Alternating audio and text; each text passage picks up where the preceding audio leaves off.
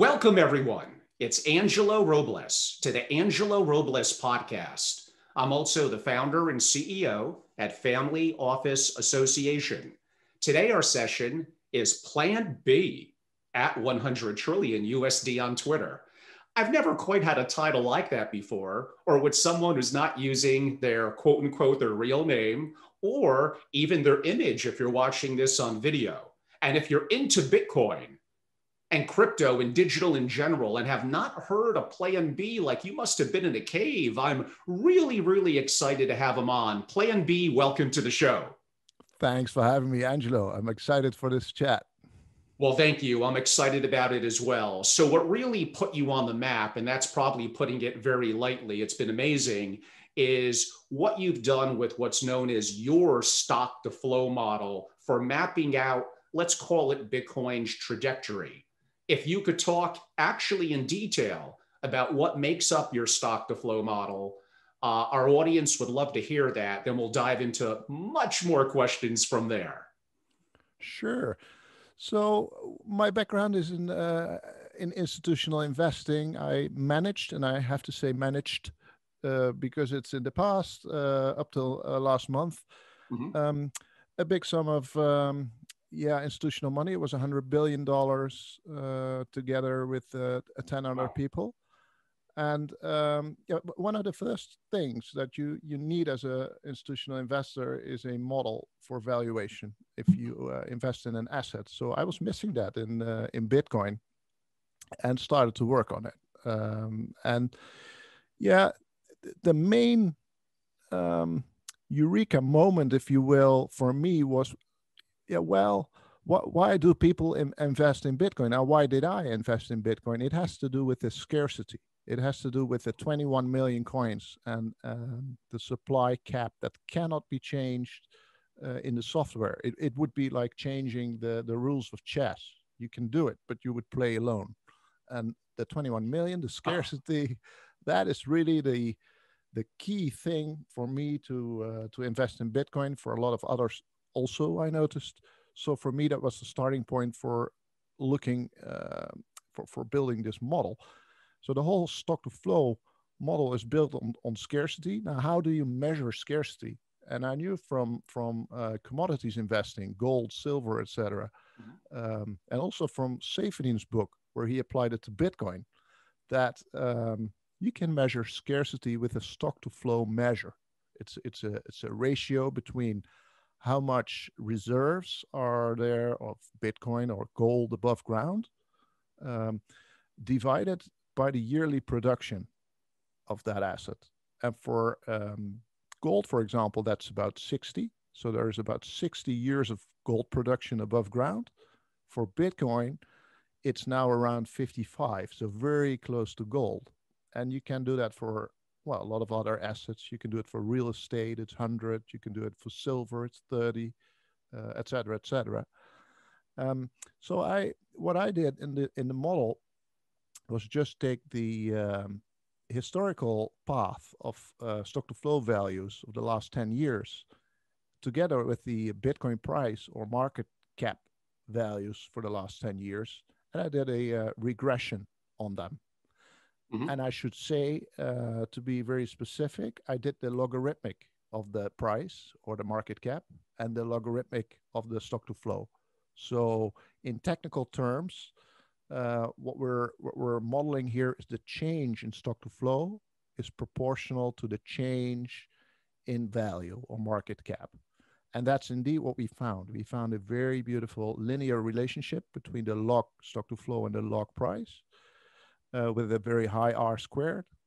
And so the first version of that model was a pure time series model. So the Bitcoin prices and stock to flow only. The later version, the stock to flow cross asset model, also had gold, silver, real estate, and diamond, the total market cap and the stock to flow in there. So the regression analysis was done not only on Bitcoin, but also on those 4 other assets. So this model got quite some attraction, quite some traction on Twitter as well. It was made in March 2019 when the price of Bitcoin was below $4,000. That's right. And it has got some critics as well, a lot of fans, some critics, and there's been a lot of discussion. I like it. I like the discussion. I like the the scientific debate, if you will, around those models, because it's a first attempt, and I'm sure there can be much improvements on this model. I mean, that's really detailed. I've dived into a little bit of some of the things that you're noting from the logarithms and all that. And I think really ingenious in terms of what you have done, and obviously has played out well relative to some of your, let's use the word, what the charting is showing in terms of predictions. If anything, has maybe been a little too tame. So it really has kind of taken off, and kudos to you. I find it to be very, very valuable. A question I would have for you: what would cause you to change your opinion? I'm assuming some of the obvious is some of the data points may cause the formula to change. But I think what I'm really getting to is if the US government stops printing money and goes to a gold or Bitcoin standard, well, that could change things too. Yeah, great question. Well, the one thing that would really make me doubt is if the performance of the model would go away, if it would fail. So last 2 years, it performed perfectly, like really almost scarily good. And yeah, if that goes away, so if we go, for example, way down from here, way below the, say, 100,000 that I predict, or 288,000 that I predict with the stock to flow cross asset model, that would really make me doubt. And likewise, if we go much higher than the model as well, and there's lots of talk about that, of course, on Twitter and in the community, the super cycle theory, that there will not be an all-time high and a crash after that anymore, that we're done with the business cycle and go only up from here. That would also crash my model to the upside. But yeah, apart from that, there is, of course, a lot of statistical and econometrical debate about the models. Is it a spurious regression? Is it a spurious correlation? Can we apply co-integration? What about the serial correlated errors, which is always a problem? So there's all kinds of statistical questions and issues you could raise in the model. But for me, the most important thing is that it's out of sample performance on new data starting from March 2019 was outstanding. And as long as that keeps tracking, I'll be more than happy with the model. You know, you brought it up and you were very gracious to some of the detractors. And in anything that any of us do, we're always going to have them. But what do you say about those that have challenged the model, your stock to flow, probably the most prominent being Nick Cordiero?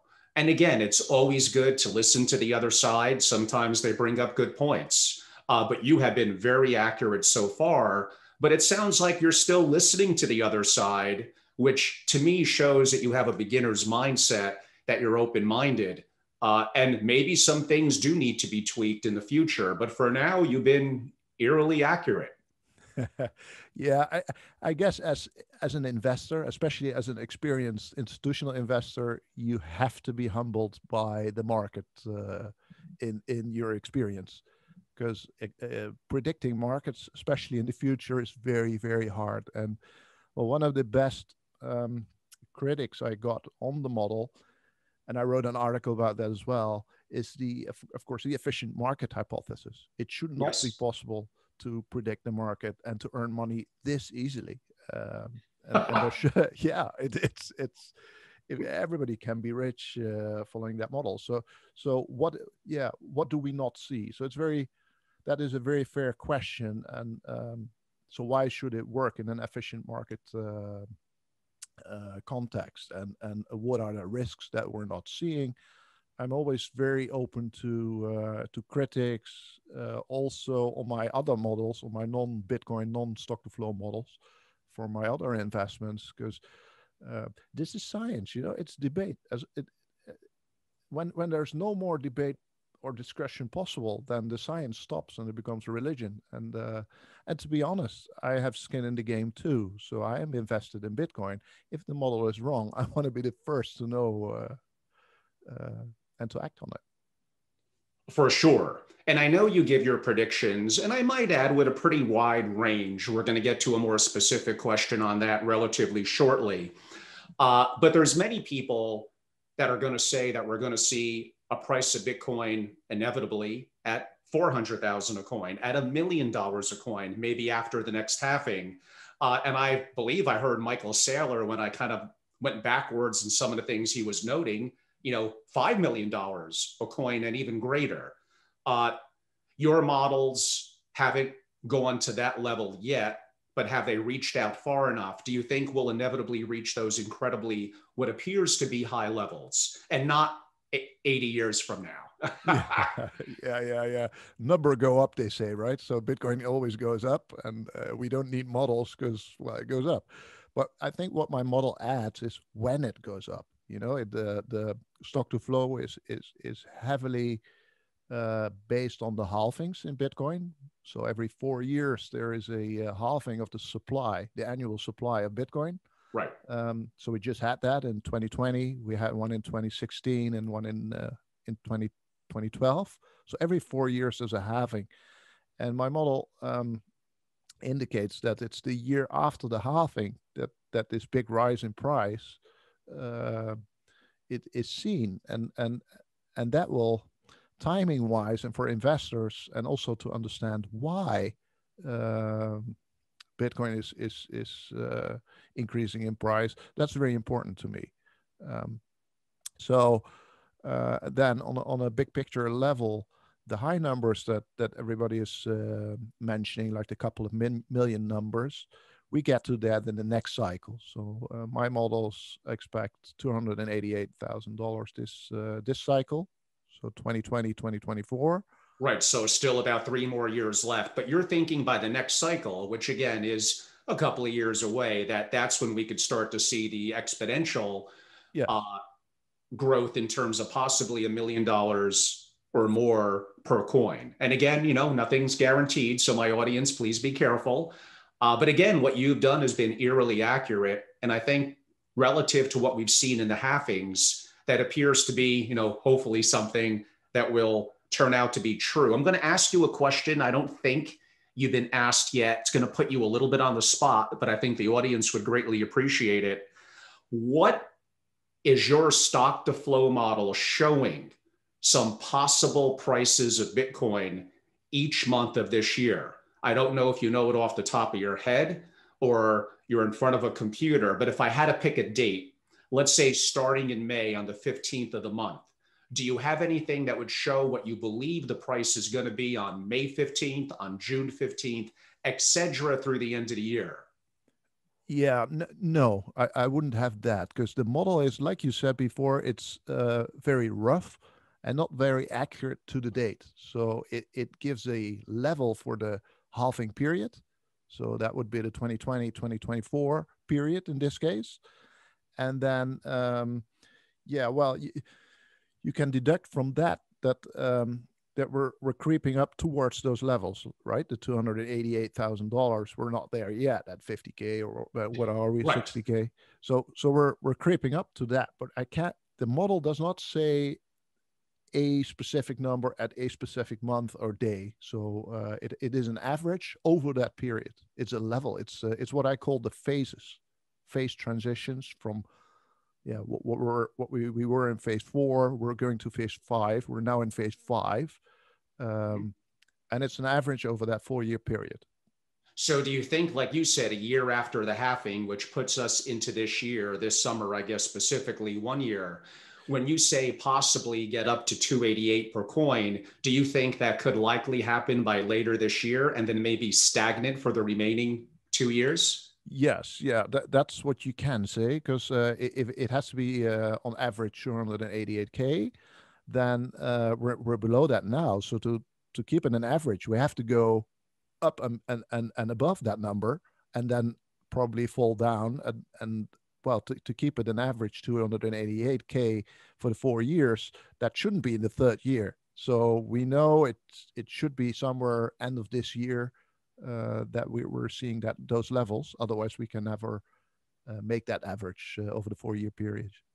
Yes, that's just, I would say, relatively simple math, but I can't say that I was ever that good in it. Apparently you are. Now, what I will say about the stock to flow model is it has become a darling of those in the macro, from Raoul Pal, who's great, to many others. Many prominent traders, many hedge fund managers are starting to source it now. Banks are quoting you on it. So, kudos, it's really taking off. It's how would you, that could all help. In other words, what you're writing about and the respect that you're getting and the kind of people who are moving potentially massive sums of money, and I mean this respectfully, you're somewhat impacting the market because of the influence that people like that have. Would some people call that greater fool's theory, what they would deem to be the irrational exuberance of the market?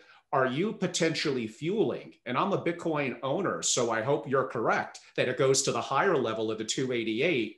But is there a little bit of irony or self-serving that because you've really taken off, that you're helping to influence the market and the price? Yeah, that's a great question. I think that's true to a little extent. Let me say two things about it. First, yes, I think what market participants, Raoul, but also the banks like Fidelity or Mellon lately are seeing are recognizing is this the simplicity of it and the focus on the one thing that everybody sees and I think everybody likes about Bitcoin, and that's the scarcity, the 21 million. So the fact that should be that is in fact a driver for most of us is very intuitive, and the fact that this model is so simple, also mathematically or statistically, it adds to the trust in it, and regardless of the very technical discussions that you can have about the things we talked about earlier, the serial correlated errors or the co-integration that's there or not, or et cetera, et cetera. So you can have those discussions, but that does not alter the fact that it's a very simple model that everybody recognizes, and and of course the track record of the model helps very much at the moment. But the second thing is, there's one story about my that I always have in my mind, and that was the Black and Scholes model, the Black and Scholes option model. I'm sure you and your audience know this model. It was invented in 1973. It was an options pricing model by the gentleman Black and Scholes. They got the Nobel Prize for it, but before they got that Nobel Prize and before the market actually picked up that model, they had like 10 years until the early 80s to exploit that model. Although all the information was in the public, they published their model, and everybody could use it. But it takes debate, it takes time, it takes some track record, I guess, for people for all people to trust it. So with that respect, yes, I think it could have an impact. It certainly does for quantitative or statistically oriented people or investment bankers, especially hedge funds that are very into models, etc. But that's a very small group. So for the entire market or the broader market to pick up the model, I think the track record is very important, and 2 years might not be enough. So especially when we hit that 288,000. That would, I guess, then it becomes very interesting. Then we'll see if people are actually gonna front run the market, because the price target for the next level is 5 million for 2024, 2028. So yeah, efficient markets and rational thinking sort of implies that people are gonna front run those prices. But we'll see. We'll see what happens. I mean, since even Tudor Jones came out with his paper this past summer, fellow Greenwich legendary icon and trader, and so many others have been involved, from Mass Mutual to corporations, institutions, I believe the Sovereign Wealth of New Zealand. One that I think went a little under the radar How important is it, if I read correctly, that Microsoft is building on the Bitcoin blockchain? Yeah, I think it's very important. But to be honest, I didn't see very much myself about it as well. So yeah, I think they still have to come out and show some progress and make it really public. But yeah, I know they're busy. For sure. And I believe 88 trillion is the market cap for all public stocks. Will Bitcoin itself or crypto as a collective combined surpass that lofty number of, let's go with 88 trillion? And if so, when? Yeah, I think it will actually. If you look at the stock to flow model, at its very essence, it is saying that assets with the same stock to flow, the same scarcity levels, should have the same market cap levels. So Bitcoin now is about 1 trillion market cap level. That's way below gold. Gold has 10 trillion market cap. And the stock to flow level of gold is 60 and Bitcoin is 55. So we're getting very close to gold in this 4-year period that we're already 1 year in, or half, well, 3/4 year in. We should approach gold's market cap very closely according to this model, and that will be the $10 trillion mark. And that's also how we get to this very high valuation of Bitcoin.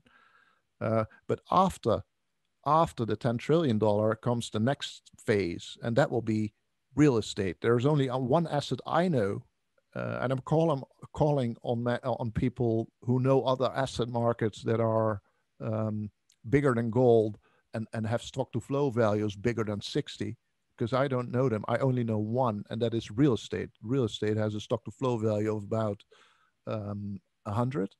So 100 years of production is there right now. And the entire real estate market is, depending how you look at it, if you take commercial real estate or just residential real estate, and also which parts of the world you take into account, but it's more or less 100 trillion US dollars. And of course, that's also my Twitter name, but that's no coincidence. So I think the next cycle, when the stock to flow of Bitcoin doubles from 55 to 110, it will surpass the stock to flow of real estate, and its market value should, according to the stock to flow model, at least approach that of real estate, and that is 100 trillion US dollars. Yeah, those market caps are of intrigue to me. I would say in public stocks, like I just mentioned, in real estate, and in oil. And actually, a little bit related to that, and I know a little bit off topic from Bitcoin, but would love to hear your opinion, is Ether digital oil? As oil reserves in the ground, it's debatable, but maybe worth about 100 trillion. Can Ether do that? Yeah, that's a difficult question for me. I'm a Bitcoin only guy. And why is that? That's because I really love and admire the invention of Bitcoin that Satoshi Nakamoto, whoever they are, did. And that invention is to combine three techniques that were already there, but never combined in a way for more monetary markets like he did. And that is the elliptic curve encryption. We have that since the 80s. The SHA-256 proof of work algorithm. Yeah, I'm going to talk about that. Yeah, and the peer-to-peer network. That was the latest one from BitTorrent. So sure. Satoshi, they combined the three, proven technologies, if you will, into this new monetary invention that is Bitcoin. And everything that Bitcoin has that I like about Bitcoin, Ethereum has not. It has an inventor that's still around. He's a single point of failure in that respect. Mm-hmm. It's not peer-to-peer because Infura runs all the node information, the blockchain information. Everybody is looking at Infura. Of course, you can run a node, but it's not optimized like for people to run their own nodes. You need a big computer. You need great bandwidth. It's not a feasible thing to do. So in practice, everybody looks at this one big data center of Infura. So that's absolutely not peer-to-peer. So yeah, and then the proof of work, the mining, of course, that's a big argument in the climate change, etc. But yeah, Ethereum has gone to proof of stake. Well, that's the one thing that proof of work was invented for, to be not proof of stake, because we already have proof of stake. So the biggest owners decide how much and what will happen. That's the same in the fiat world. So very difficult question for me to ask, because I'm a very much a Bitcoin only guy, and Ethereum just doesn't have that attraction to me in many respects that Bitcoin has. Bitcoin has dropped 90% before. Will this happen again? When and at what price? Will it drop at the next cycle when it's maybe a million by 90%?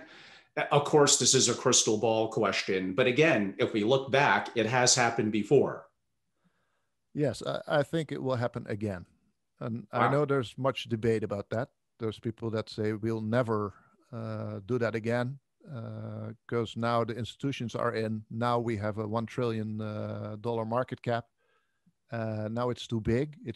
It's like Amazon that had some volatility in the beginning, but once it got bigger and bigger, the volatility was gone, and that is logical. And maybe that will happen in the far future, so say 10 years from now. But I certainly think, and that was your question, that we'll see one crash again after next all-time high. So I would say if we do anything similar to last cycle and the cycle before that, then we'll see an all-time high somewhere at the end of this year and a low of a minus 80%, for example, in the year after. So in 2022.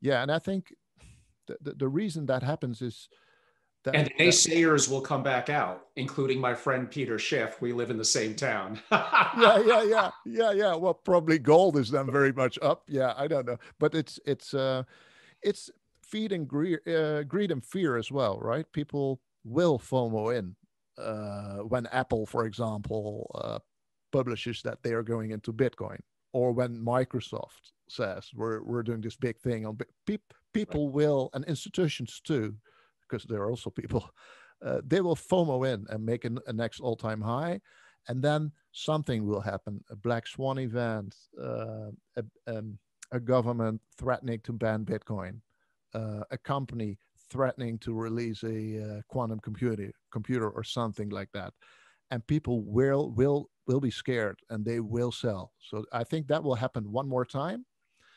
but there will be a time when Bitcoin will be too big to fail, if you will. And I guess that moment, if you ask me, and like you said, it's crystal ball speaking here, for me that would be the moment that Bitcoin will be as scarce as real estate and approaching this $100 trillion value somewhere in the 2024, 2028 period.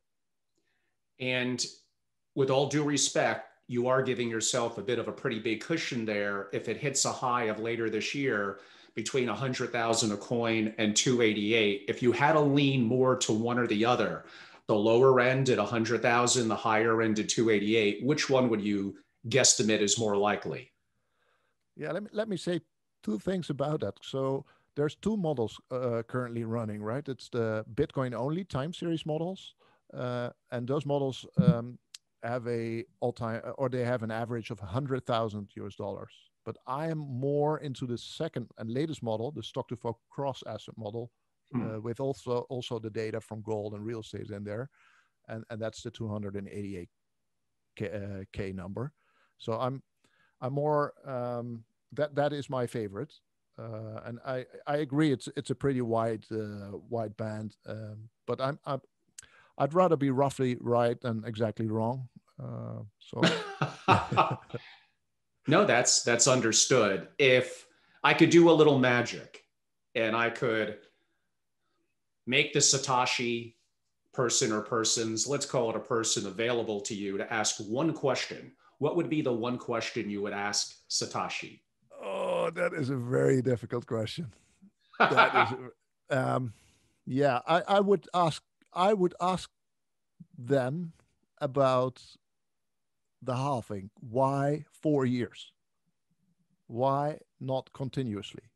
Because you could decide to do it every year or every day. So every and and and approach that 21 million coins supply cap with a continuous supply schedule instead of a shockwise 4 year cycle. So I expect that Satoshi did that to introduce nonlinearity, to introduce FOMO and fear, to make sure that people that, yeah, that sounds weird, but that don't belong here, that are weak hands, that are not like strong holders of the Bitcoin, that don't share the vision, that they are that they go out and give their coins, sell their coins to strongholders that share the vision, and also to in that way make place for people that, yeah, have learned about Bitcoin later, but want to enter, so, to give them an opportunity to enter and to take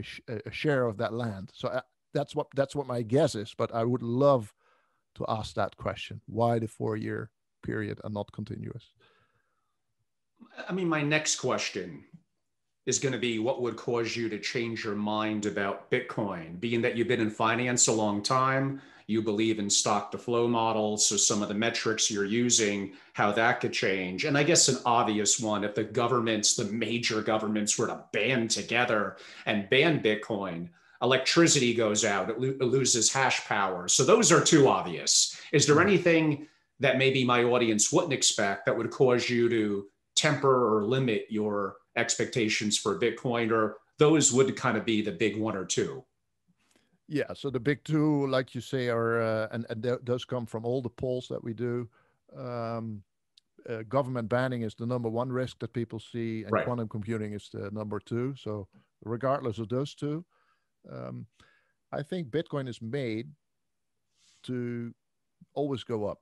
That's why they call it number go up technology, because the supply is capped much more than of gold, for example, or real estate. It cannot be changed. It's in the protocol. It cannot be changed. Again, it will be like playing chess and changing the rules of chess. You can do it, but nobody will play with you, and so therefore it cannot be changed. Uh, but if somehow somebody is able to change those rules, it could be through human intelligence, some government, some companies cooperating to destroy Bitcoin. If they change that rule, that would really make me very uneasy, as uneasy as I would be about buying Ethereum right now. Of course. And we're going to get to some of those risks a little later. I'm going to try to phrase my next question. I don't know if I could do it properly. We'll give it a shot. What would cause you to change your mind? I guess that's a common theme of me today about stock to flow, other than crossing the $100 trillion market cap. What I mean by that is some of the metrics that you're using on gold, on you mentioned you may not be as sure on public stocks or oil, but approximately 100 trillion for real estate. What would happen when it surpasses that in, I don't know, 4 to 6 years? You're going to have to adapt your stock to flow model because there's kind of nothing to compare it to. Yeah, I guess then it's gone. Then if that happens, the model is just breaks down. And also, for example, if the market cap of gold will surpass that of real estate, while its stock to flow is lower than real estate, that would be really odd. That would not be possible in this model. Or silver, if they're going to play funny games with silver, and silver will be much more worth than gold, despite its lower stock to flow, that would turn things upside down. And the same for Bitcoin. Bitcoin has this. I talked about this linear pattern in lock space. If that linear pattern, that linear growth path of Bitcoin would be off, would bend down, would go sideways even, I would really be highly skeptical of the stock to flow model holding true. In fact, then it probably breaks down. Excellent. And I know we are getting a fair amount of questions in. Eventually, I'm going to do my best. I can't guarantee to get to them. Talking to our live audience now. I have a lot of questions. Some of them are going to be weaved into what you're asking, and partially depending on Plan B's time, I do tend to do longer form interviews. So in a perfect world, we will get to everything. Just be patient. The next question I know makes the maximalist uncomfortable. And we talked a little bit about it via email back and forth, but why don't I just throw it out there? What is the significance of the Bitcoin block reward in the Genesis block? In other words, can it be moved, that 50 Bitcoin in the Genesis block? And if so, would that destroy Bitcoin? I know it cannot be moved with within the current protocol. It cannot be moved, but why that is, I don't know, to be honest. I don't know why it cannot be moved. It has to be something about kickstarting a blockchain from the beginning, right? The first block has to be, it doesn't have any earlier block, any earlier Merkle root to and a hash to lag on to. But yeah, I think that must be the reason, but I'm not sure. And I'm also not sure if that would kill Bitcoin if it cannot be spent. So you will have to change the protocol to make it spendable. I think somebody did write some code to make that possible in the past, but of course it has to be merged into the code and accepted by everyone who runs and plays Bitcoin, if you will, which most certainly will not be the case. So I think it's a very hypothetical thing that will never happen in practice. In fact, I think the protocol that we're running right now, the level 1 protocol, the Bitcoin protocol, is as good as almost ossified, almost ready and not to be changed anymore. Because any change would probably improve it a little bit, but it would also introduce great risks of changing things that should not be changed. So we're very, very close to ossifying the level 1 protocol and bringing all the attention to the level 2 and next level of this protocol stack. We hinted at it, and we'll get a little bit more to government engagement and involvement and risk in a little while, but related to that, and I'm going to build this up a little bit, the more this grows and gets widespread adoption, and I'm talking more in the US, the less likely I would think the government is going to ban it. Actually, I think they would want to benefit, AKA tax it. One, it's employing more and more people all the time. People that are often white collar, making higher income. Look at some of the companies in the US, Coinbase going public. Look at US senators like Senator Loomis in Wyoming being a big advocate. Look at that, it's on the CME. It's getting state approval in banking. It's progressing and employing people that are influential and vote. So I do think it's probably not quite there yet, but it's getting closer and closer where governments looking to collude is going to get harder. We're going to do a little bit of a deeper dive to that shortly. But now my question, and here's what I think is going to happen. Will governments benefit? Of course, they're going to look to benefit by taxing Bitcoin. And the maximalists are going to cringe on this one. I just think it's going to be a reality annually, similarly as property. So imagine owning real estate and you owe property taxes every year. Do you think something is coming? I do. And I guess we'll have no choice but to accept it, depending on the country where we live in, that countries like the US are going to tax it as property. I do. In fact, in the Netherlands, where I live, they already do it. So we do not have capital gains tax. All the capital gains is untaxed. But we have a wealth tax of about 2% on everything you own from houses to stocks to Bitcoin. So that is very harsh for people with a lot of Bitcoin. But on the other hand, while Bitcoin keeps increasing at the levels it's increasing at the moment, the 2% is far less harsh than the capital gains tax, I guess. Although, of course, you can, with the right lawyers, circumvent both the capital gains tax and the wealth tax. So there's also that. But yeah, I think it would be a very logical thing to do. Although I see a trend in the other direction as well. So, for example, the Netherlands would like to go towards capital gains tax, but that would be very much work for the IT systems, the admin, the controlling, and also for the citizens that get taxed. It will be a very messy process. Capital gains tax is a lot of work, as you probably know in America, where you have to keep track of all your buys and sales of Bitcoin. And so wealth tax is quite easy to implement. And yeah, I would expect, I would advise governments to do that even.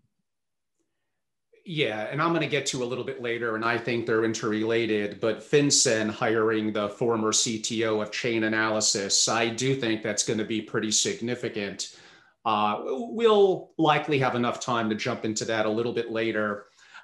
Someone noted, Angelo, stop talking about the biggest risk of no electricity or governments to Bitcoin. The biggest risk, and they meant this tongue in cheek, but actually there's truth to it, is the biggest risk is not owning any Bitcoin. And if you look at if 1% of your portfolio was in Bitcoin in the last 10 years, it would have been amazing. And that's no guarantee it's going to have that level of exponential growth in the next 10 years. I'm assuming since it's been so exponential, probably not. But that comment actually had more than a grain of truth to it. So, yeah. I mean, let's get to the question that's been building up a little bit in terms of the biggest threat. I suppose it would be the US. Again, for the reasons I noted a couple of minutes ago, an outright ban at the moment appears incredibly unlikely, arguably unconstitutional, but nonetheless, they might be able to do horrific things with taxation and other things that would make it kind of doing that. But, and by the way, the industry would move to countries that would be very friendly to that community, that want those kind of people to come in. I don't know, Canada, Mexico, etc. However, if a multiple of countries led by the US, even their rival China. So now you have the US, India, China, the UK, Mexico, like the 15 of the top countries all collude together and do that. That would be a big problem. It would, but like you said, I see no legal basis why they could do that. They cannot ban code, what is basically free speech. They cannot ban private money like gold, because they also should ban gold then. They cannot ban unhosted wallets, like they call them, because, yeah, well, you have to ban safes for gold as well. And regardless of that, all the trend, like you said, all the trends are towards taxing Bitcoin, towards regulating Bitcoin, towards people are allowed to have Bitcoin, but yeah, just report it on their tax statements. And yeah, there's regulation from the CFTC, from all the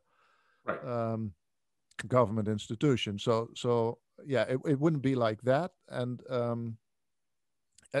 frankly, it cannot be banned. And it would be, well, maybe they're going to do it. You see it with all the inventions, right? When the car was invented, that was also almost banned. You couldn't go drive faster than 30 miles. You had to employ a driver and a guy with a red flag in front of it that walked in front of the car, and all those silly laws and basically practically we laugh at them now. You're right. Yeah. Years later, at the time, it must have been like a real pain in the ass for the car makers. But yeah, They probably come up with that, but the smarter governments will cooperate, and they will Yeah, they will benefit from it. They will benefit. Yeah, of course. Like America did with Silicon Valley, they will make a crypto valley. And I think Miami, Texas are and Wyoming are already taking the first steps towards that.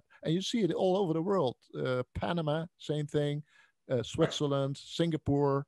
So we get those places that have, yeah, how should I say that? Yeah, intelligent governments that will recognize the invention that Bitcoin made for what it is, and recognize the potential for profiting and benefiting from that as a country, and not drive away all the brains and the capital from that country to other countries, because that would be right, very of course harmful. And again, governments want to tax. They want to confiscate is a word I use. Maybe it's a little strong, but you get the idea. So they're going to benefit from it. And the more that millennials and inevitably the Gen Z, two truly big in terms of population generations who are much more fluid in technology, more accepting of Bitcoin, distrustful of often big government and big corporations, the more they come into a position of authority, power, money, and political power, then they're likely to be more accommodating to it than some of the older folk that are in position of authority now, where they're scratching their head, not getting this. I suppose a question I would have, I think you did kind of answer it via market cap. It'll probably be in the next halving cycle. But when does your stock to flow show that Bitcoin will equal gold's market cap? Yeah, it's this cycle actually. So Wow. we're 55 and gold is about 60, but that's close enough, I would say. Because next cycle it will go to 110, far beyond gold. So actually, it's this next couple of years that it should approach the also the market value of gold, so the 10 trillion number. I mean, I don't want to get caught up on economics. And that's some of the things I did with Michael Saylor when he was on, although it was a lot of fun. But I have, many more Bitcoin and other type questions specific to you. But explain in your words, relatively briefly, how the dollar has significantly lost its purchasing power, honestly, decade after decade after decade. Yeah, and the same is true for euro and the yen. Worse, yeah, worse. And all fiat in the world. But yeah, US dollar being the reserve currency. I think what the central banks are doing is very obvious and transparent. They are aiming at a 2% inflation level every year. And that is, in their eyes and most economics books' eyes, a good thing, because money that is getting that decreases in value will be spent. The money that increases in value will be hoarded, and that's not a good property for money.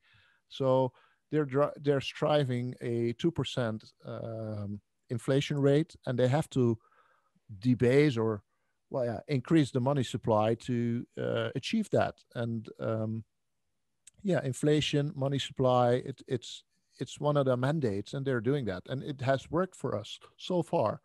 And yes, the end result is, of course, that your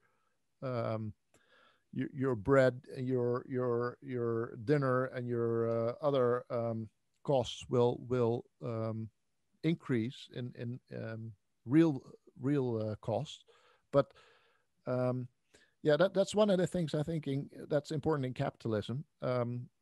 You have to have capital that increases with more than that 2% number, because otherwise you will be going backwards, and you will you cannot catch up. So in that way, the system works as advertised. The 2% makes sure that people that do not have capital, that have to work for their income, keep working, which is of course good for a company, for a country, because you need working people. But the people with the capital, they benefit from it, because the capital, of course, increases faster than the 2% the central banks are aiming for. So it's no magic. It's just the dollar, the euro, the yen, and the central banks, they're doing what they say they're doing. It's very transparent, and right. Yeah, well, Bitcoin is just an asset, maybe more than a currency that that is scarce and not inflated 2% a year. And by the way, and I think that was part of your question, the amount of inflation or debasement or money printing, if you will, that we're seeing since 2008, the banking crisis, but especially since last year, the COVID crisis, has been staggering. Of course, it's been, well, way beyond historical measures. The trillions and trillions that are printed to save the banks and now to save all the companies and the country. Basically, what the secondary effects of that money printing will be, will yet have to, well, that will have to be seen in the real economy. But part of it you're seeing at the moment is it's rising asset prices, stock prices, real estate prices, and yes, Bitcoin prices.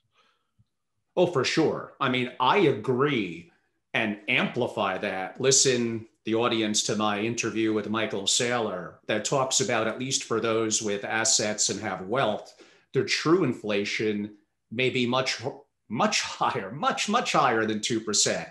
Buying homes in Tokyo, London, the Hamptons, Malibu, New York, owning sports teams, just even the S&P 500 in the stock market.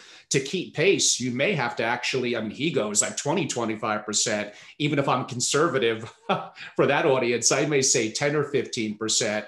I mean, it gets complicated, but I basically agree with what much of Michael said about that, which most people disagree with me. When I have economists on, they laugh at it and chuckle, but I still like to nudge them and ask that question. Question for you. What is the best argument to be a Bitcoin maximalist? I have to think about that. I think if you really understand what Bitcoin is, if you really understand the invention that is described in the white paper, and if you, advice from me, if you do not have read the white paper yet, it's a 9-page document. It's very readable. You should read that. That should be the first thing you read. Absolutely. And everything that's in that paper, you should understand. If there's something you do not understand, ask about it. Make sure you understand it, because it's brilliantly written. It's in a simple and yet very consistent way. So in that paper, it mentions the three technologies, and I already mentioned them. It's elliptic curve encryption. It's the SHA-256 hash that's used for the proof of work, and it's the peer-to-peer network.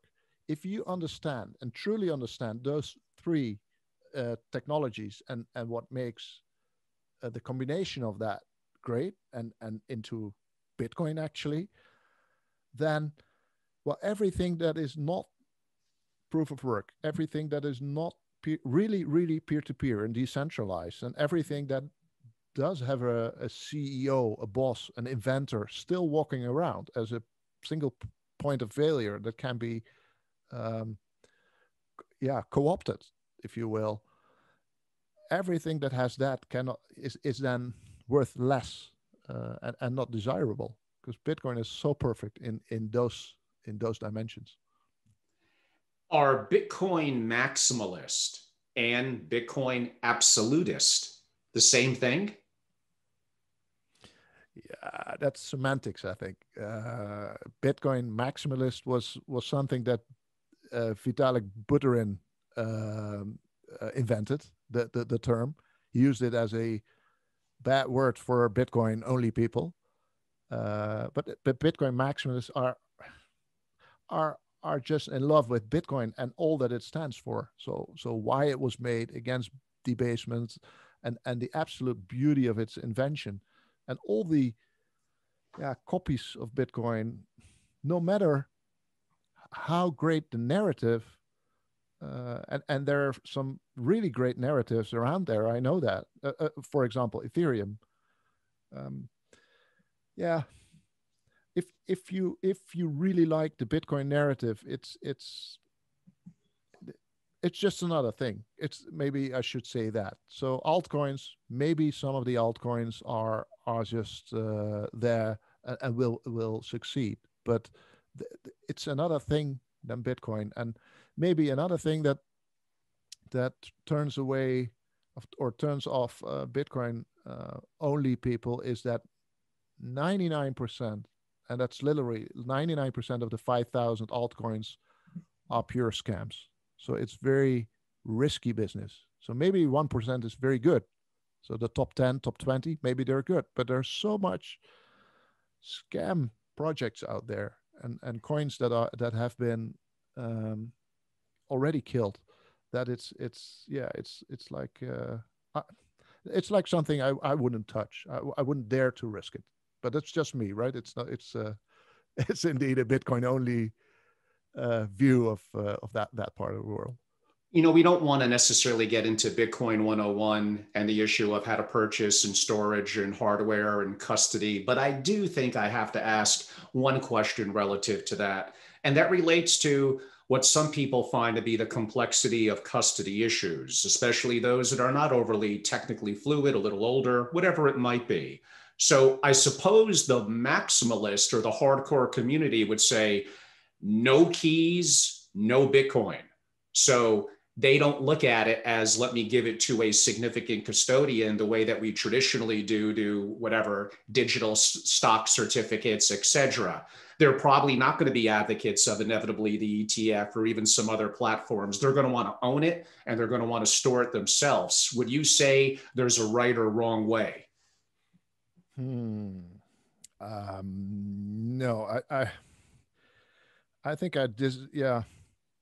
I am into the not your keys, not your coins school. So I really like to hold my own keys because that means you do not have counterparty risk. So there's no credit risk. It introduces some other risks, operational risks, that you do something wrong and you lose your keys, for example. That would be bad. And that would be very bad. but at least you have this bearer instrument, and it is possible that you own your own keys. It's not like fiat money that's or a bond that's always a debt. It's equity based. It's an equity based asset like gold in a bearer instrument. If you have it, you have it. But I guess if you're a large investor, and especially if you're a first time investor in Bitcoin, it is very well possible, especially nowadays with custodian services of the big names, for example, Fidelity, to own your Bitcoins in one of those custodian services and have them insured as well. That would be a very nice way, or even on an exchange like Coinbase, for example, the big one. I would not advise it, but I mean, Michael Saylor himself bought his Bitcoins from Coinbase. So that is a very logical and good first step, I guess. And the further you go, the further you go down the rabbit hole of Bitcoin, and that is when you are going into self custody and want to own the things and the keys yourself. Yeah, no, those are great comments. And it's not just Fidelity as a major name and brand that's involved in custody. NYDIG is a wonderful organization as well. And I think it's inevitable. You're going to see the Goldmans, the JP Morgans, who already have digital asset divisions, begin probably sometime this year to roll out services for that as well. PlanB, is Satoshi returning a threat, a risk to Bitcoin? Yes, it would be. Yes, I Why? think.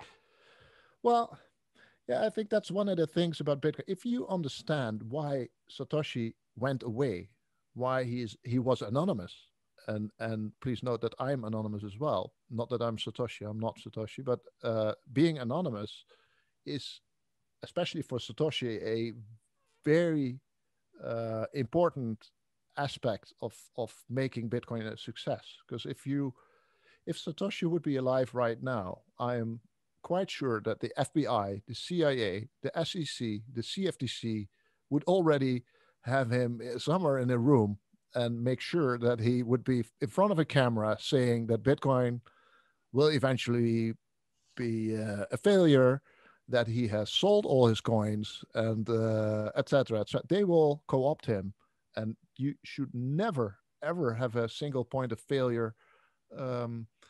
in a financial protocol like Bitcoin. So not a CEO, not a company, not an address, not a nothing that it should be really decentralized, especially its inventor. And if you look at the Bitcoin wasn't the first digital currency, right? There were like 6 predecessors, Hashcash, etc., etc. All those projects failed. Why? Because they were not peer-to-peer. Because the CIA arrested the inventors and put them into jail and confiscated the server that they run their networks on. So it's if you have one big data center or one very influential inventor, that would be too easy for a government to kill. And no, he will never ever come back. And even if I wouldn't know who Satoshi is, I would never ever say it. I would keep that a secret. Well, we have some of that coming up, but a question, it's going to be a comment, but I want you to help me phrase it as a question, kind of in the world of economics, but relates to all of this. Measured in gold, that's the key point here. Measured in gold, the S&P has really not moved much in, my God, like the last 50 years. So the stock market versus other asset classes, gold, oil, stocks, because the value of the dollar is going down. And this is a further argument for Bitcoin that if you're earning if you have a diverse series of stocks, you have a lot of losers in there. Now, yeah, if you had Amazon and some of the FANG and Tesla the last year or 5 or 10 years, I guess you've done pretty well. But if you look at things measured in gold, in my example, versus the S&P, my God, the stocks actually really haven't done that well. Yeah, that's true.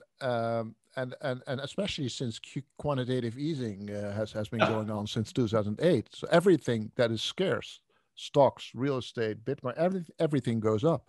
The funny thing is, if you look at Bitcoin denominated in gold, that goes up a lot.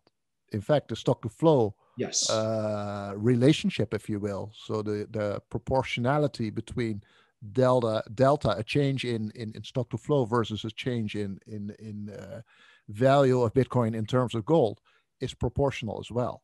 And we're now at about 35 ounces of gold for 1 Bitcoin, but yet that used to be like 6 ounces of gold not even 2 years ago, or 1 ounce of gold in 2016. So it goes up rapidly and exponentially.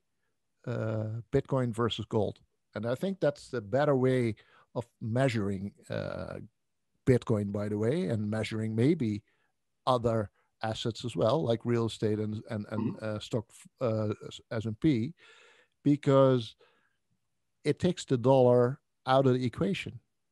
And with that, it takes quantitative easing and all the madness of money printing out of the equation and gives you a much more transparent, much more signal, if you will, better look at the real price of an asset. I mean, I brought this up earlier, but I want to maybe we'll dive a little deeper and get your opinion. FinCEN has hired the former CTO for chain analysis. And broadly, what is the significance of this? So people doing bad things, so-called money laundering with Bitcoin because of the blockchain and the record has probably always been a bad idea. Use dollars, use actual cash if you're a quote unquote a bad guy. But I suppose this also preps the government for, I mean, honestly, probably knowing a little bit, at least the big players, who owns what, for when they eventually come, as I think, with a property tax like real estate. At least for US citizens, it's going to be hard to avoid that. There may be some tax mitigation strategies. We won't bore our audience with things like private placement, life insurance, and stuff like that, that may be applicable for these assets. I don't know. But if I had to broadly ask you, FinCEN hiring that person via from chain analysis, to you, what is the significance of that? Yeah, I think it's a smart move, and I think it's a logical move as well. I would do the same. To be honest, the government is hiring capabilities in the Bitcoin space, also the analytics, on-chain analytics, but that's also available for investors, so companies like Glassnode or Coinmetrics and others do it in-house like I do. I do chain analytics myself. You want to know who is moving coins and who is where the coins go to, and it's very transparent. I mean, like you said, you must be a very stupid money launderer or terrorist if you use the blockchain, because everything is on there. And once you go to the on ramps or off ramps and exchange it to fiat, of course there will be trails, money trails, and you will be hunted down, as are all the money launderers and terrorists in Bitcoin at the moment. But yeah, it's unbelievable how much information is there on the blockchain. You can see minor coins, you can recognize exchanges, you can see whales, you can see everything, and the information you get from that is really insightful. And to me, it's an extra view on the Bitcoin space, the Bitcoin price, that I use next to stock to flow model. So the stock to flow model, as we talked about, is very rough with very high bandwidths. And it gives a rough estimate in the future. But with on-chain analysis, you can sort of triangulate that forecast. So you can recognize, are we still in a bull market or not? Are certain transactions still going on, or even increasing or decreasing? So it's, yeah, I think it's a very wise move of the government to hire those capabilities. Yes. And, people must realize the government, unfortunately, kind of is the ultimate power. Look at the US, they have unlimited capital. They could hire the smartest people out of MIT and pay them way more than they would get anywhere else if they wanted. They could subcontract, they could hide how they do things. We had Adam Robinson, who's amazing, on back in early January, that mentioned, what the US government has in terms of advanced computing and AI is like well ahead of DeepMind at Google. I don't know whether that was true or not, but to think that the government is not a little bit all aware, especially here in the US, I think you're kidding yourself. I think they want to benefit and profit from this. So that's a little bit of my nefarious kind of how I think where things are headed. You probably know this next question's coming. It came to Saylor, it came to others, but you look at, speaking of the government, speaking of SHA-256 that you noted, I think it's a fair question for me to ask you. Did the US government, specifically the NSA, or some person or persons the NSA subcontracted out to, did the US government create Bitcoin? I don't think they did. But having said that, there is a very nice paper of the NSA describing Bitcoin for 80% accurate. And I think that was a 1995 paper. So, and of course, yes, the government has encryption cryptographers and mathematicians and computer science people employed. So those people are probably connected to the cypherpunks and all the forums that Satoshi and his friends sure were also on. So they all know each other for sure. It's a very small niche group of people. So yeah, they must have known each other, but I don't think the NSA made it. And what I miss in the NSA paper, because they're talking about encryption, they're talking about the SHA-256 is of course an NSA-based algorithm. But what they're not talking about is the peer-to-peer thing that they Satoshi Group they borrowed that from BitTorrent and Napster and Kazaa and all that. Sure. Peer-to-peer stuff, and that is what makes it uncontrollable for a company or a government. And yeah, I don't think something like that would ever come from an NSA or a government body. I'm going to ask you a question and then a follow-up that's going to be probably a little uncomfortable for both of us, and it relates to what we're talking about now.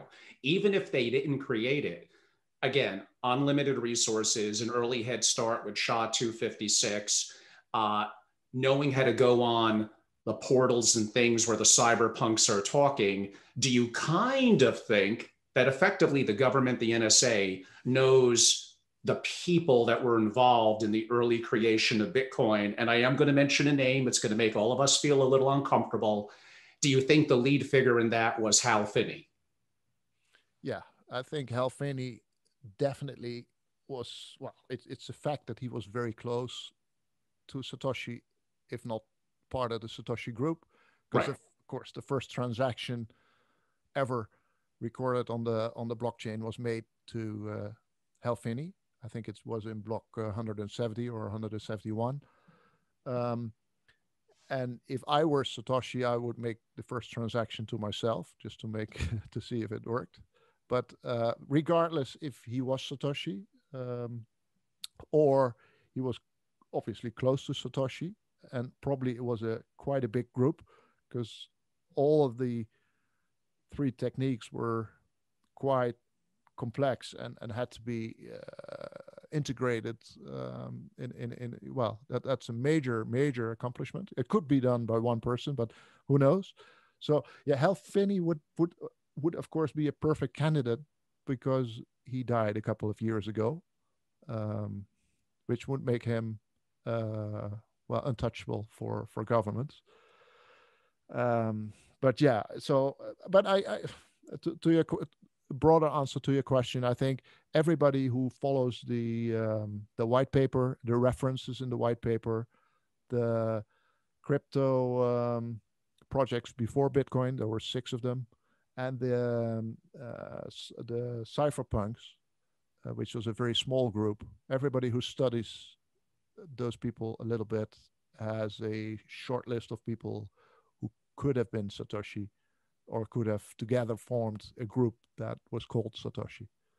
For sure. And yes, Hal Finney did die, I believe 2014 or 15, of complications from ALS. And yes, there are conspiracy theorists, I'm not saying I'm one of them, that was interesting. Let's put it that way, how that evolved. Do your own research, make your own decision, and maybe you're a conspiracy theorist and like to feel that way.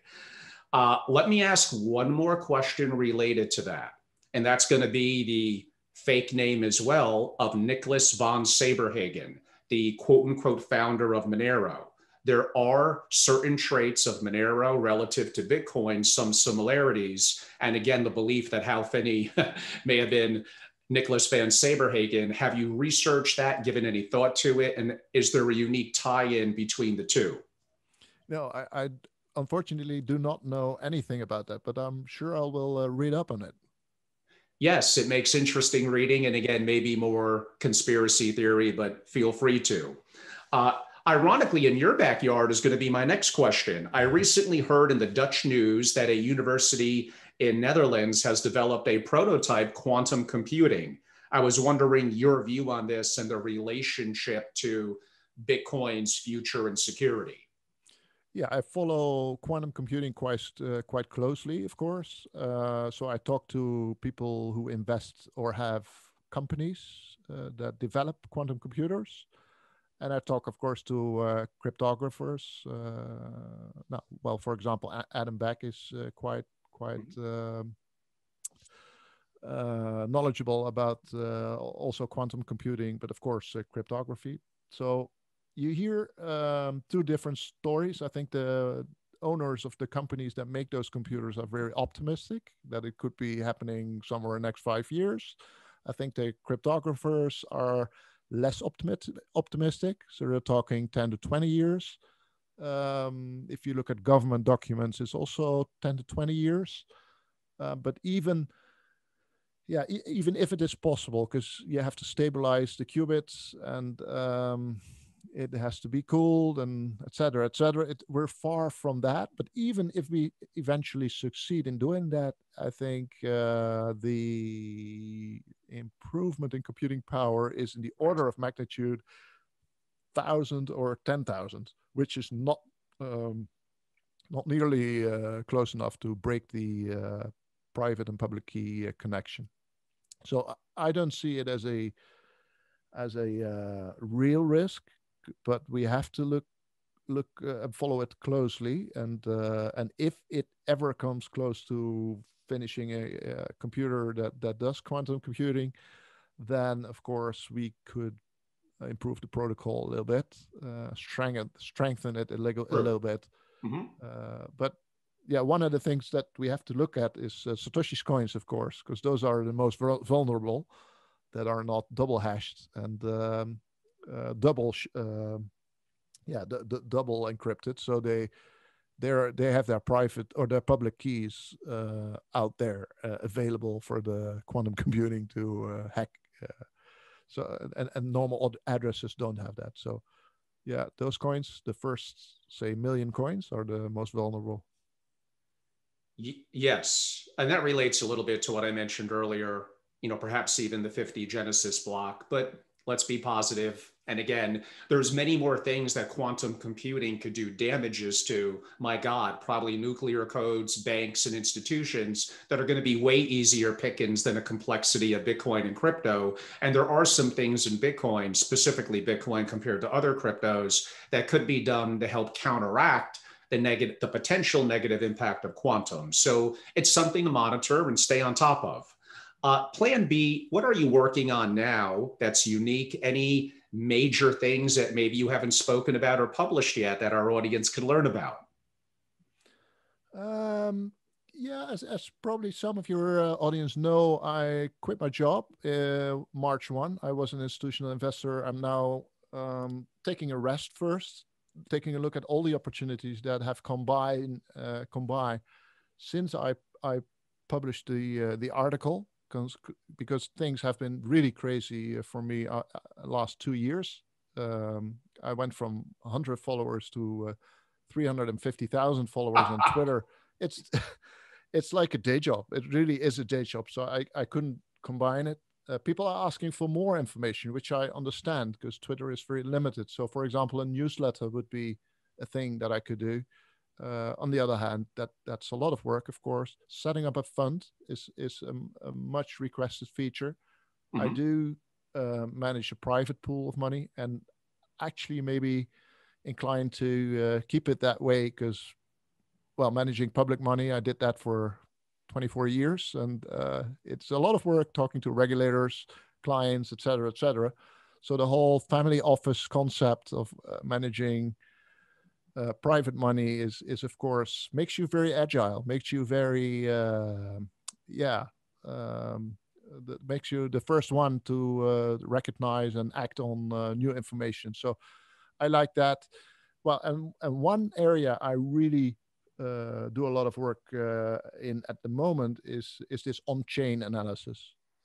Looking at it's a new area, so I have a small group of quants around me, and we hack that thing day and night to recognize patterns, to make algorithms, to make trading bots. And it's unbelievable what you can do with that, especially if you combine it with derivative markets, so the Bitcoin future markets, with cash and carry strategies, and the option markets with covered call writing strategies, and all the arbitrage that's still in there because it's a maturing market. It's like no man's land at the moment. It's beautiful. Very interesting. Would probably love to have you back on to talk more about that. I find that intriguing as well. A bit of a personal question, and simply none of our business is a very fine answer, so I'm never offended. Approximately what percentage of your personal net worth is in Bitcoin? Yeah, it's irresponsibly long, of course. Like we say. I would expect nothing less. It's funny, you always start responsibly with, 1%, 5%. And then it grows so much, it takes a larger allocation. Right. I've been quite open about when I entered the space. So I read the white paper in 2013, wasn't ready to invest then, but invested in 2015 and 16. So that's a $400, $500 Bitcoin. So that went up by 100, 150x at the moment. So yeah. Is it noticeably above 50% of your portfolio? For sure. Okay. Yeah. And and we're going to I'm going to go to the audience questions where we'll do rapid fire in probably 2 or 3 more minutes. So that's coming. Don't worry. We all thought that Ray Dalio, and again, I'm based here in Connecticut. Ray has spoken at my event, although one of my events that goes back years ago. We're all a big fan of Ray Dalio, and we thought he was kind of coming around on Bitcoin, but there have been some things that he's talking about lately. I'm looking at one quote now. There's a good probability that the government will outlaw Bitcoin in the same way the US government outlawed gold in the 1930s. Ron Paul, who's a libertarian and an advocate of Bitcoin, also has some concerns about the government. We all have some concerns, especially, like I said earlier, if they collude together. But for the reasons I described, the people it employs, the tax revenue it's going to bring in, I don't see that happening. But is it theoretically possible and a concern? Yes. But for Ray to say a good probability, I would heavily disagree with that. What's your opinion? Yeah, I know Ray, of course, from the stories, not personally. I haven't really researched Ray's background, but it's funny to see that people like Ray Dalio and Warren Buffett, I'm also a fan of Warren Buffett, of course, the value investing part, but those people are not so positive about Bitcoin, where others like Michael Saylor, you had him on last podcast, Sure. he gets it immediately. And I don't know if that's because of his MIT background. So you see the hedge funds with the MIT backgrounds and quant backgrounds, they get it. I guess Ray Dalio, of course, is not 20 years anymore, not even in his 30s, as am I, by the way. But maybe he just missed this whole technical, the whole internet and technology wave, and is like Warren Buffett, more one of the fundamental investors that invest in things he understands. And Bitcoin is, well, kind of exotic and not his thing. I think it's it could be as simple as that. But I have big respect for Ray, of course. Now, there are some ironies. Yes, the US government back in 1933 did do that. They didn't just get rid of the gold. They paid for it what they believed to be fair market price at the time, and they hoarded it. The US government owned it. Imagine doing the same thing with Bitcoin. Through chain analysis, we know who you are. You got 6 months to turn it in. We are going to pay the going market price, and the government owns it and controls it for decades. Interesting. Let's hope that doesn't happen. And I think unconstitutional and incredibly unlikely. But again, when you're looking at both sides of the argument, it's important to understand and listen to things that potentially could go wrong. I think my last question for you, it's meant to get a pinch of a chuckle, maybe be a little bit uncomfortable as well. I'm intrigued by it. Then we'll go to very quick, some audience quick fire questions. Here it comes. Does Eric Snowden know about the US government's possible involvement in Bitcoin, and maybe more details about SHA-256 as well? If anybody knows it, it will be Snowden, because he's very knowledgeable about this stuff. And into Bitcoin, by the way. But yes.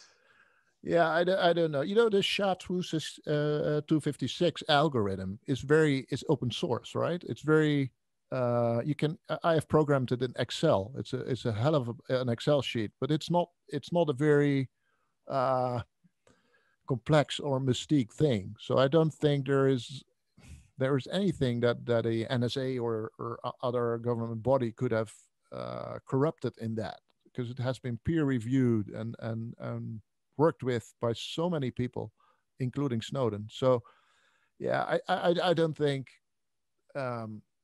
I do think Snowden knows more than a lot of us, but no, I don't think it points to the NSA, or it could be the SHA-256 could be corrupted. I'm looking at some of the audience Q&A and questions. Some of them we may have covered, and some of them lose context when I'm reading it, but let's give it a shot. Here's one. I would like to know PlanB's opinion at what time we will see our yellow greenish peak this year. Kind of a question I already asked, but nonetheless, if you want to repeat your answer. Yellow, green, yeah, I think the peak, if so, the colors on my chart they are different things at different times. But the most famous chart, the colors are the time to the next halving, right? The number of months until the next halving, and the peak is indeed when the orange turns yellow, and I expect that somewhere end this year, so before Christmas this year. And then green, of course, is the bear market after that, green and blue. So that will be 2022, 23, I would guess. Best guess. Crystal ball speak, of course. What does Plan B think about any correlation between power consumption and climate change issues due to Bitcoin mining? I think Bitcoin mining is only possible with stranded energy sources. So energy that would have been generated anyway, regardless of Bitcoin. That could be hydro, a dam, or flared gas from oil rigs that is flared at the moment, and that energy is basically free. So if the energy cost is more than 3 cents per kilowatt hour, you cannot profitably mine Bitcoin. So it has to be cheaper, and that means it has to be there and already made, and otherwise you cannot do it. So it has to be a stranded source, and that is not adding to the energy consumption of the world, because it's made anyway. And so yeah, I think the whole energy debate about Bitcoin is misinformed, and yeah, it's misinformed basically. And the other thing is, let's compare the energy use of Bitcoin to gaming, for example. Gaming uses more energy, but or to gold mining. Gold mining is like 10x more than Bitcoin mining. Or the banking system, the current banking system with all its payments and all it's like 100x more power consumption. Not only electricity, but also gas and oil, of course, and all the buildings and the planes that people fly. Well, that's 100x Bitcoin mining. So if you really, really care about the environment and climate change and all that, I don't think you'll find your way into seeing that Bitcoin is not the problem, but gold mining, gaming, and the banking system is the problem. I do like this question. It's a little bit of a techie question. Is the Taproot upgrade a potential threat if done too quickly, a potential threat to security of the Bitcoin blockchain? Yeah, without going into specifics, I think every upgrade that's done too fast and it is a risk. So every upgrade of the protocol at this moment is a risk. That's why I earlier said maybe it's a good thing to ossify it and not change it anymore.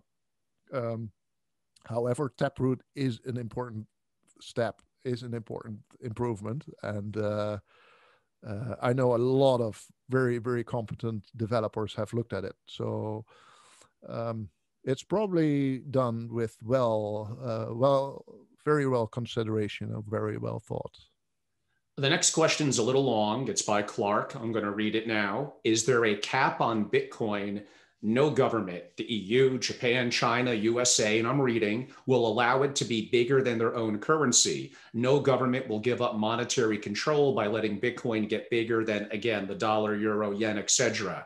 They could create their own digital coin like China did, or AKA central bank digital currencies. Why don't I stop there? It was a little longer. Yeah. That's a lot to chew on. Go for it. Yeah, well, I think there's about 150 currencies in the world, and Bitcoin is already bigger than 130 of them. So I think it's number 20 or even 15 on the world list. So there's already 100 plus governments looking at this thing that's way bigger than their money supply. So the big question is, will Japan, Europe, and the US allow it? Yeah, well, I think it will be, we'll have to see in the next couple of years, because I think it will happen, whether they like it or not.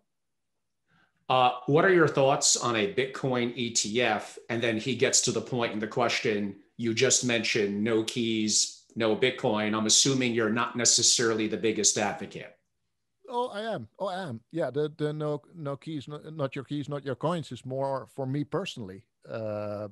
But I would applaud an ETF, because an ETF would be a very easy way for people to buy Bitcoin that cannot buy Bitcoin at the moment or don't want to be hassling with their private keys and I want to buy and sell on a listed exchange on an exchange in a listed fund. So no, it would be a great thing. It would open the market to millions and millions of potential buyers, and it would certainly increase the price by at least 3x. Yes, and the belief is in the U.S. an ETF is coming this year. We'll Oh yeah, see. I yeah. think it's inevitable. And yeah, that should be a good thing. Do you know of any sovereign wealth funds that have brought Bitcoin? He writes, I've heard of Temasek. Yeah, I know. Yeah, I know that sovereign wealth funds from all over the world, so from Asia, Europe, and the US, are looking into Bitcoin for months and even years now. Because I know that from direct experience. But I will not mention names. I will never mention names. But I think one of them, I think, was an Asian one, Singapore-based fund that recently published about it. And yeah, sure, they're looking at it like we are looking at it, and everybody is looking at it. Yeah, they're in the space. They're in space, and I'm talking to some of them. And a little bit of a technical question that could be a complex answer, but again, we'll do rapid fire on it. Can you walk us through the supply demand dynamics that change during each halving cycle that creates such a predictable model? Yeah, that's a bit of unknown territory, and I try to figure out with the chain analysis, for example, why it is that these halving cycles work and my stock to flow model works. So we know it works, right?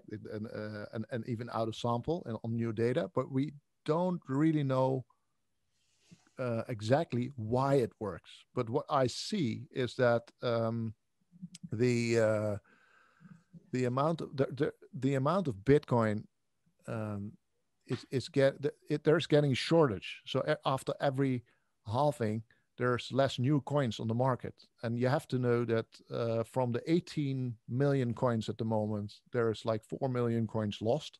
So we already down to 14 million, and then maybe there's like 10 million in cold storage. So it's not on exchanges, or it's really deep down in the vaults. So only 4 million is available for direct sale, and yeah, you see dynamics in that active hot stored bitcoins. You see them going into cold storage. You see them changing hands to new hands.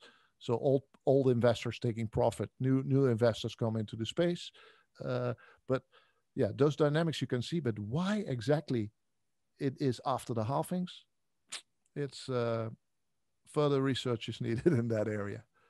Let me ask you a question that I effectively asked Michael Saylor, and this is really to the benefit of my audience with children and grandchildren. And I gave an example even with my son who's going off to college this September, my nephew who's a junior and is in business and finance. And I said he sent me his resume and it was very proficient, but there's hundreds of thousands to million of young people that are going to look like that. And I started to think about the value of college, how many professors are older and not fluid in literally creating businesses, being an entrepreneur. And I know you're going to be more focused on Bitcoin. I'm more diverse in the digital asset ecosystem. They are not, I mean, maybe a little bit in certain classes at MIT or Stanford, but the education system is running way behind. So they're producing children, I call them, out there in the world of business and finance that, unless they're self-educated,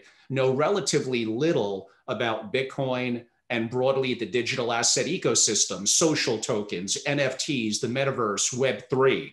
They need to be self-educated. So like I'm to him like, so you want to go to work at a registered investment advisor, a bank, but you're going to look like everyone else. If I was someone like that, don't you want to grasp everything in the digital asset ecosystem, become an expert in 90 days, making a little fun of that. And then this is where, using the Wayne Gretzky, where the puck is headed. don't you think young people have to take some level of self-responsibility in the world that we're talking about, become self-educated? And this is just not going to go away. If they're not educated about this, they're going to impact their future job scenario and opportunity for growth and monetary on their own. Yeah, I get this question a lot from my Twitter following. Young people doing their CFA or being at school, and what should I do? I want to be into crypto, into Bitcoin, etc. And I think it's very important to learn a little bit of programming, um, whether it be Excel or Python or R. Those are, especially Python and R, those skills are so short supplied. And it's not only the programming itself, but it makes you think consistently. So I think a lot of investors at the moment that don't get Bitcoin, the Warren Buffetts, the Ray Dalios, that they lack a programming skill, and there with that a way of looking at the world and at problems in a programmatic way with if then else logic and well, it's I think our younger generation got this with all the playing computers and phones already a little bit. So it would be a small step to take that a little bit further and take some programming classes, Python and R being the most used, I guess, in institutional investing environment that I know of. Maybe that's a European thing, but I guess I heard from a lot of hedge funds they use Python and R as well in the US. So that would be, I think, the most important thing.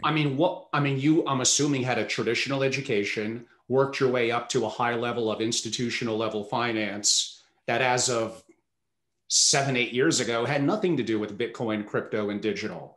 You, I'm assuming, read the white paper, Satoshi, became self-educated. I suppose the question I'm getting at that I did ask the sailor was, is what you learned in college now applicable, or at minimum, did it teach you how to think for yourself? Yeah, the latter. So what you learn is if you're lucky, to learn for yourself, to learn the critical thinking skills and consistent thinking, and that's also very scarce. But yeah, Bitcoin was new, and you had to learn everything from scratch from the internet. There's not even a book. Well, the few books that there are bestsellers because there's a few of them. And then they're dated after 60 days. Exactly. So that's why podcasts like the one we're in right now, they are very useful in getting information. So I listened to a lot of podcasts from Andreas Antonopoulos at the time, and there was a Blackboard series of a guy named also Angelo, but he was a hedge fund guy. It was beautiful. That's how I learned, and then learning by doing, of course, running a node, doing your first transactions, just diving into it and doing it, reading about it, doing it, and yeah. So yeah, I'm sorry. No, I think that's just very, very important. And what I saw also in my career is that when I hired people in my teams was that I hire people that learn fast, because everything you know is already old, and apart from a couple of things, you have to learn new things, new clients, new techniques, new assets, so I'm very much focused on do you pay less attention to what school they went to and what kind of degree they got? No, I paid attention to that as well. I have to say, but not primarily. Indeed, it's especially, are you smart? And you, it's very obvious from conversations and the questions people ask where they are, and also how fast do you learn? How do you learn? That's the most important thing for me. What I will say for those that are not overly techie, that are younger, but kind of love what's going on, if you could understand philosophy, how people think, how they make decisions, if you could develop your EQ and develop your ability to market and sell, and then be active in this ecosystem, maybe not as the intellectual with the 150 IQ that's developing some of this, but someone who's still going to be active in the community, spreading the gospel, getting people active and involved, you could still make a killing and make an incredible living. You don't need to be a technologist. For sure. Yeah, absolutely. And telling the story in a good way is a totally different skill, of course. Indeed. I have two questions left. You hinted at something when I asked you kind of what's next on the horizon for you that really piqued my interest. Once it's officially up and running, we'll have you back on. But you basically said about doing things relative to understanding the futures market, although you didn't use the word leverage. But there were things that you were doing where, I don't know, maybe you're going to do it with your internal prop money yourself, maybe as a fund, but this is incredibly nascent now. There's few resources and few doing it good out there. Do you think this is a way to even amplify Bitcoin's returns by a magnitude as opposed to just going strictly traditional long only?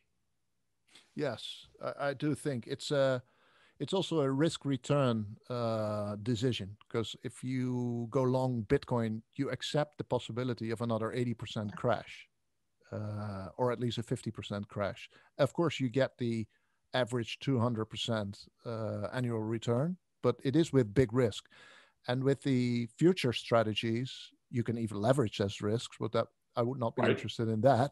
I would be interested in the other side of that bet, the hedging your downside. Yeah. So you can, at this moment, and I will take a look right now, but the Bitcoin price is 57, 56. And the future price of Bitcoin is 66,000 in December. So you could right now buy, even if you don't like Bitcoin, you could buy Bitcoin and for 57, and you could sell it, future sell it for December, and that would be 66. You would make $9,000 profit on the 57,000, and that's almost without risk, because it's a future, and you have it covered by your Bitcoin, and that would be like a 20 or 30% profit annualized, which is such an easy trade, and which is such a high return, which is less, of course, than a 200% return that you normally get with holding Bitcoin, but it is without any risk, or only the counterparty risk of the exchange, of course. But those kind of risk return trade-offs and profiles are not available in any other market that I know of, and I know them almost all.